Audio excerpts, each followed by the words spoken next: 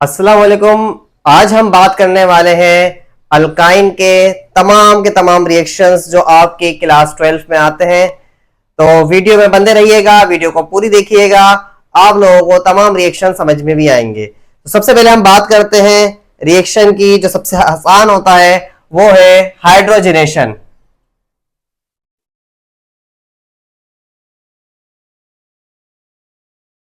Hydrogenation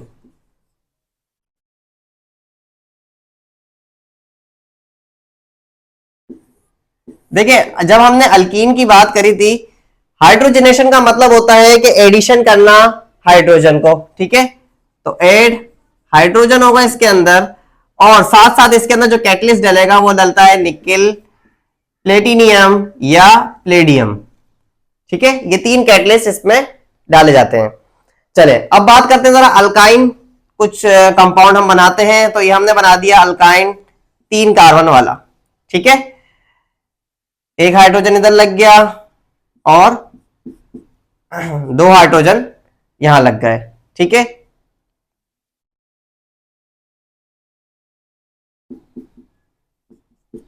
ठीक है, 3 hydrogen यहां लग गए।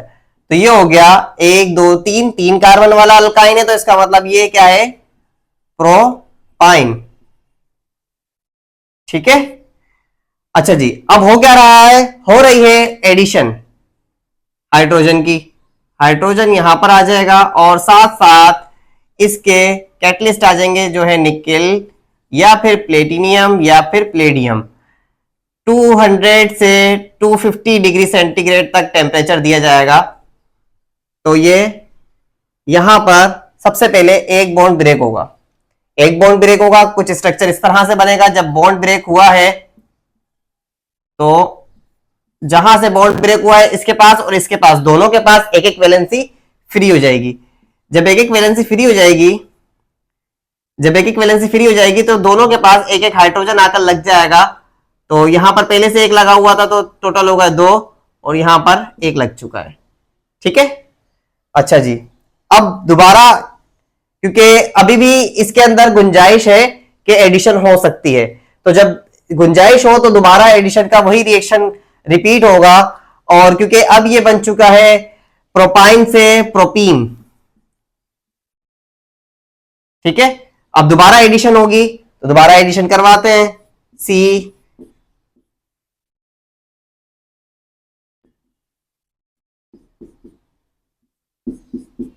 ठीक है, ये आ गया प्रोपीन।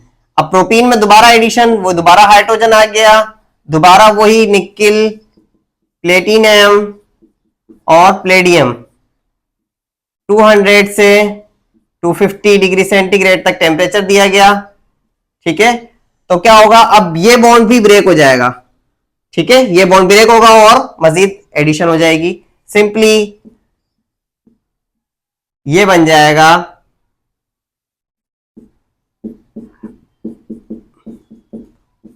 प्रोपेन।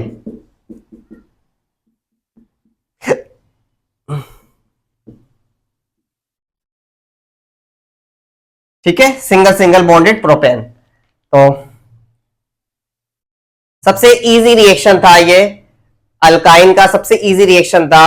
अब थोड़ा हम आगे की तरफ चलते हैं। चलिए जी, अब बात करते हैं हम इससे थोड़ा सा आगे का रिएक्शन, और जो क्या कहलाता है हाइड्रेशन।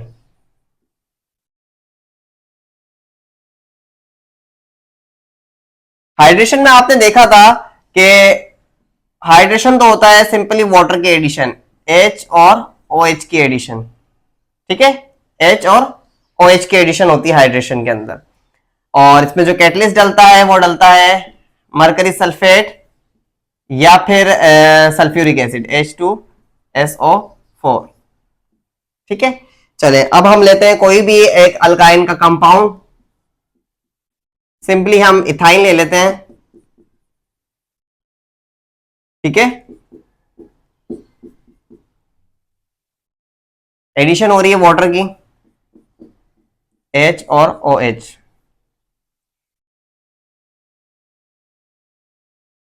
सल्फ्यूरिक एसिड की मौजूदगी में। अच्छा, 100 डिग्री इसके अंदर टेम्परेचर दिया जाता है, 100 डिग्री सेल्सियस। अच्छा, होगा क्या, ये बॉन्ड ब्रेक होगा और कुछ इस तरह से दो बॉन्ड यहां और एक जगह लग गया हाइड्रोजन ये वाला और एक जगह लग गया OH ग्रुप। ठीक है। अच्छा ये कहलाता है, ये इंटरमीडिएट होता है। ठीक है, ये इंटरमीडिएट होता है क्योंकि ये स्टेबल नहीं होता, ये स्टेबल नहीं होता, ये इंटरमीडिएट कहलाता है और इसको कहलाता है विनाइल अल्कोहल। विनाइल अल्कोहल कहलाता है ये। ठीक है।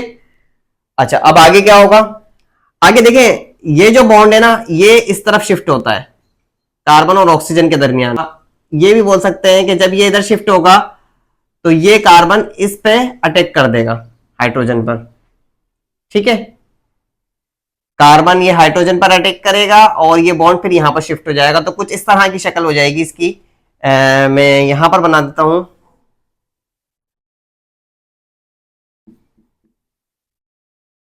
क्योंकि ये बॉन्ड ब्रेक हुआ है यहां पर, तो ये कार्बन टू कार्बन बॉन्ड ये मौजूद है और ये बन गया है एक अदद एल्डिहाइड। ये हाइड्रोजन जो था वो इसके पास आ गया है। जब ये रीअरेंजमेंट होती है इसको कहते हैं रीअरेंजमेंट।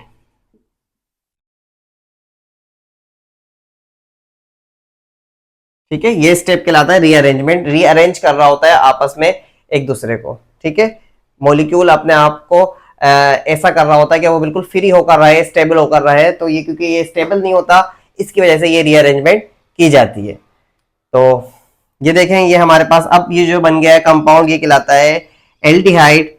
ठीक है, ये एल्डिहाइड बन गया है। सही।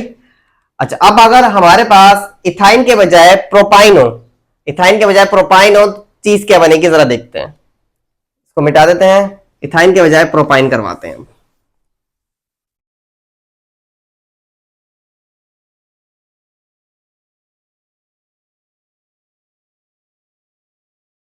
अब हम प्रोपाइन लेते हैं। प्रोपाइन में 3 कार्बन होते हैं। ठीक है, सिंपल प्रोपाइन आ गया। एक हाइड्रोजन इधर लग गया और 3 हाइड्रोजन इसके पास लगता है, ये प्रोपाइन आ गया। अब प्रोपाइन के अंदर जब इस तरह का रिएक्शन होता है कि H2O ऐड होने के लिए आया वाटर और यहां पर मरकरी सल्फेट या फिर H2SO4 डाला गया और 100 डिग्री का टेम्परेचर दिया गया, तो होगा क्या, एक जगह हाइड्रोजन और दूसरी जगह OH ग्रुप लग जाएगा। तो सिंपली कार्बन अपने 3 हाइड्रोजन के साथ यहीं पर ही मौजूद था। उसके बाद कार्बन एक बॉन्ड ब्रेक हुआ और इसके ऊपर लग गया है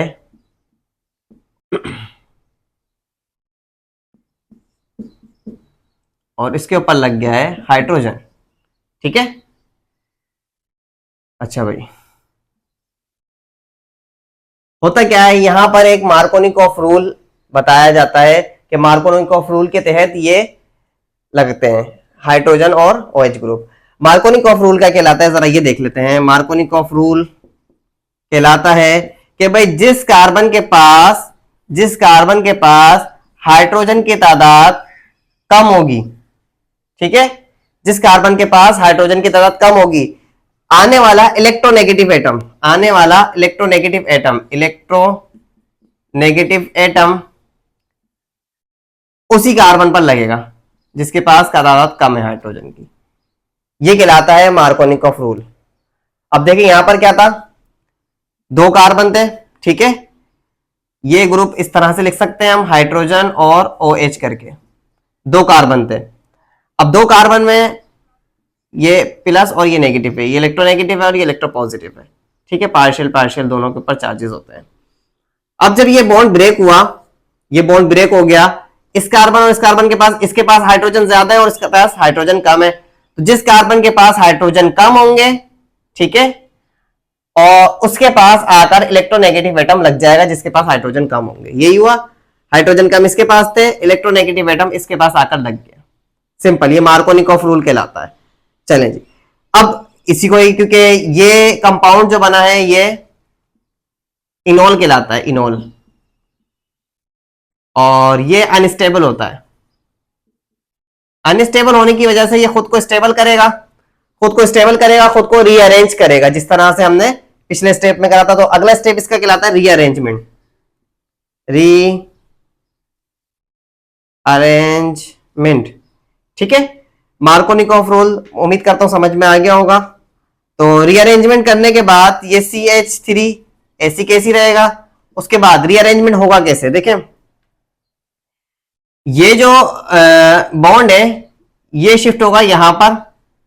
ठीक है, जब ये यहां पर शिफ्ट हो जाएगा तो ये हाइड्रोजन फ्री हो जाएगा, तो ये हाइड्रोजन आ जाएगा किसके पास, इसके पास, और ये कुछ इस तरह से बन जाएगा।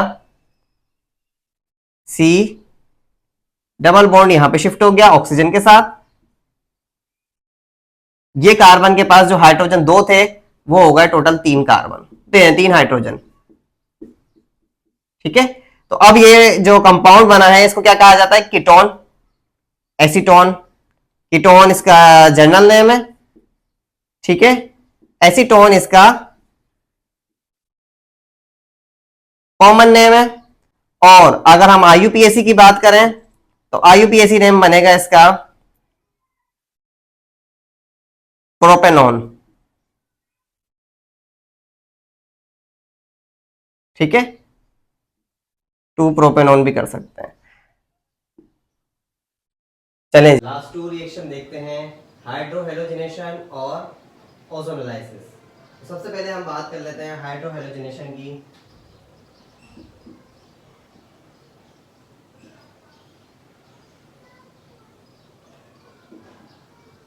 वीडियो को स्किप नहीं करिएगा। अच्छा, हाइड्रोहेलोजिनेशन के अंदर हाइड्रोजन और हेलोजन ग्रुप होता है। अब हाइड्रोजन तो सिंपल समझ में आ गया, हेलोजन ग्रुप में ब्रोमीन भी हो सकता है, क्लोरीन भी हो सकता है, फ्लोरीन भी हो सकता है, जो कि हाइड्रोजन के साथ बॉन्ड बनाकर हाइड्रोजन क्लोराइड, हाइड्रोजन ब्रोमाइड और हाइड्रोजन फ्लोराइड बनाते हैं। अच्छा जी, ये रिएक्शन शुरू करने से पहले आपको एक दफा रिमाइंडर करना पड़ेगा मार्कोनिकॉफ रूल। ठीक है, एक दफा रिमाइंडर करना पड़ेगा मार्कोनिकॉफ रूल। मार्कोनिकॉफ रूल क्या कहलाता है और क्यों लगता है, देखिए मार्कोनिकॉफ रूल कहलाता है कि ऐसे कार्बन के पास जिसके पास हाइड्रोजन की तादाद कम हो, ऐसा कार्बन जिसके पास हाइड्रोजन की तादाद कम हो, नेक्स्ट आने वाला जो इलेक्ट्रोनेगेटिव एटम होगा, नेक्स्ट आने वाला जो इलेक्ट्रोनेगेटिव एटम होगा वो उसी कार्बन पर आकर लगेगा जिसके पास हाइड्रोजन की तादाद कम है। ठीक है, अब एक एग्जांपल देख लेते हैं।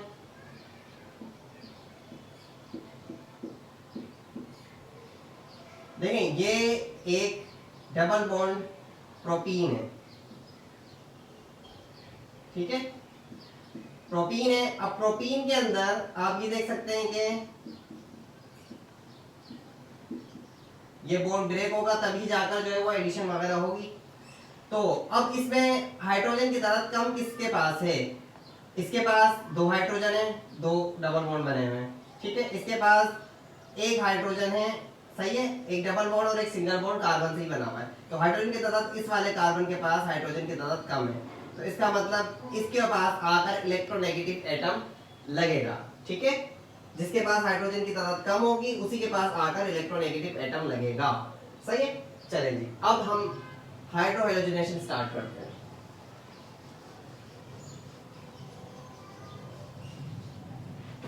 देखिए, सिंपल हाइड्रोहेलोजिनेशन के अंदर एक कंपाउंड लिया हमने, इथाइन,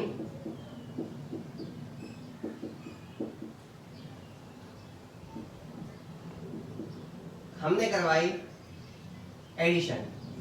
ठीक है, क्योंकि एडिशन ही होती है हाइड्रोहेलोजिनेशन में, H और Br आ गया ब्रेक करने के लिए।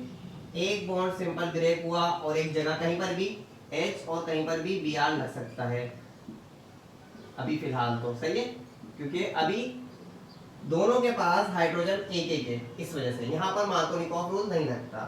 सेकंड स्टेप में इसके अंदर मार्कोनिकॉफ रूल लगता है। तो हमने एक जगह हाइड्रोजन लगा दिया और सेकंड जगह पर हमने लगा दिया Br। ठीक है, ब्रोमाइड। अच्छा जी, अब इसके अंदर मार्कोनिकॉफ रूल लगेगा। कैसे लगेगा, ये कंपाउंड बना हुआ है। ठीक है,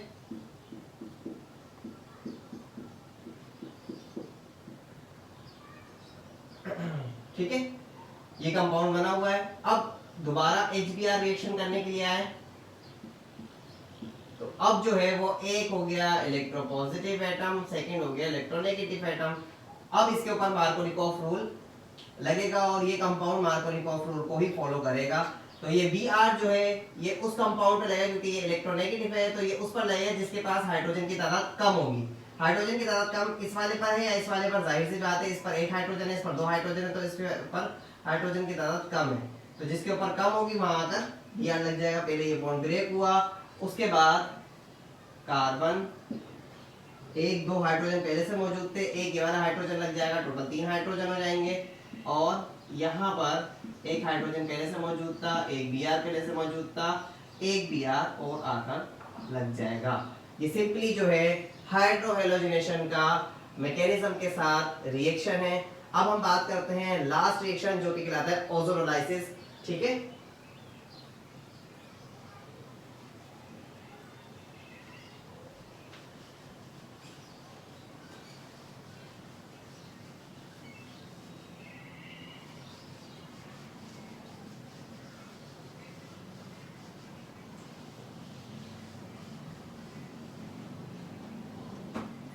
चलें जी ओजोनोलाइसिस की बात करते हैं। और ओजोनोलाइसिस में होता क्या है, ये लास्ट रिएक्शन है, क्योंकि एक रिएक्शन था हेलोजिनेशन का, वो हम नहीं करा रहे, क्योंकि हेलोजिनेशन और हाइड्रोजनेशन बिल्कुल सेम तरीके से हो रहा है, बिल्कुल सेम तरीका होता है दोनों का। वहां पर हाइड्रोजन की सिर्फ एडिशन होती है और वहां पर सिर्फ और सिर्फ हेलोजन ग्रुप की एडिशन होती है। तो जब सेम तरीका है तो हम लोग वो नहीं करवा रहे। ठीक है, तो अब बात करते हैं हम ओजोनोलाइसिस की। ठीक है, ओजोनोलाइसिस में क्या होता है, ओजोन ग्रुप आता है रिएक्ट करने के लिए और साथ साथ जिंक इसके अंदर एज अ कैटलिस्ट यूज होता है। सही है, तो यहाँ पर हम बना देते हैं इथाइन का मॉलिक्यूल। ठीक है, ये आ गया आपका इथाइन मॉलिक्यूल। इथाइन मॉलिक्यूल के साथ ओजोन का रिएक्शन है O3 और जिंक इसके अंदर डाला जा रहा है। ठीक है, इसके साथ साथ होगा क्या, बिल्कुल वही रिएक्शन है जो कि होता था अल्कीन के मॉलिक्यूल के साथ। होगा क्या, ये दो बॉन्ड ब्रेक हो जाएंगे। ठीक है, जब दो बॉन्ड ब्रेक होंगे तो लाजमी सी बात है एक बॉन्ड तो बाकी रहा ना, जो एक बॉन्ड बाकी रहा वो एक बॉन्ड बाकी ही रहेगा। चले बनाते हैं जरा कंपाउंड कुछ इस तरह से, एक बॉन्ड बाकी रहा, दो बॉन्ड ब्रेक हो गए, हाइड्रोजन दोनों जगह लग गए, सिंपल। ठीक है, अब क्या हुआ, अब जब ये बॉन्ड ब्रेक हो गए दोनों और इन दोनों के पास एक एक हाइड्रोजन था, ये ऑक्सीजन आया रिएक्ट करने के लिए और इसने डबल बॉन्डेड ऑक्सीजन इस तरह से कार्बन के साथ बॉन्ड बना दिया इस तरह से। ठीक है, और जो जिंक था वो रिमेनिंग ऑक्सीजन के साथ बॉन्ड बना लिया और बाहर आ गया।